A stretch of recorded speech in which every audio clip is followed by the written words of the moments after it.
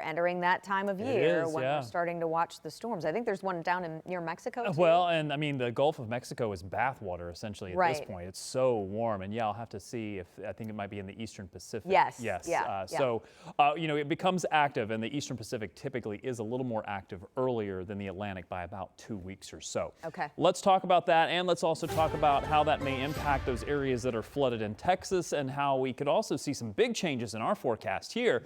There's a local picture. Just want to put this in perspective for you. This is where we're watching that tropical system. It's a tropical depression. It is going to continue moving generally to the west, but right now it is essentially stationary, as oftentimes the currents this time of year very, very sluggish. And so eventually, if it does move, it will be very slow to move over the next couple of days or so. You can see the hazy conditions. Look at Speedway right now. You can barely see the city from the Speedway because of the haze that's in place.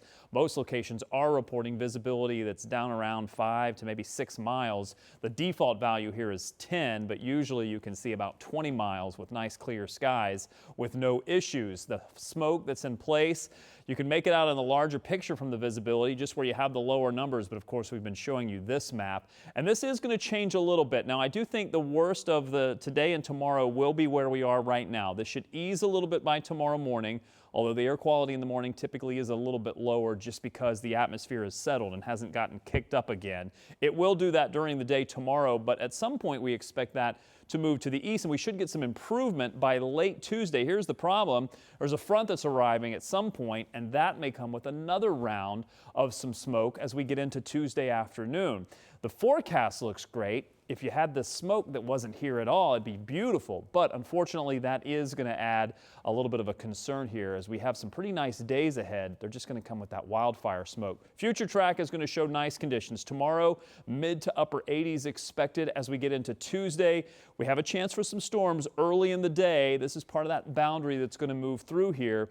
The air mass won't change immediately, so that by Tuesday afternoon, we're into the mid to upper 80s again, and then some big changes come our way. What are we talking about? Well, we're going to go from these 80s that will certainly be in place tomorrow with the haze and the wildfire smoke that's going to stay with us.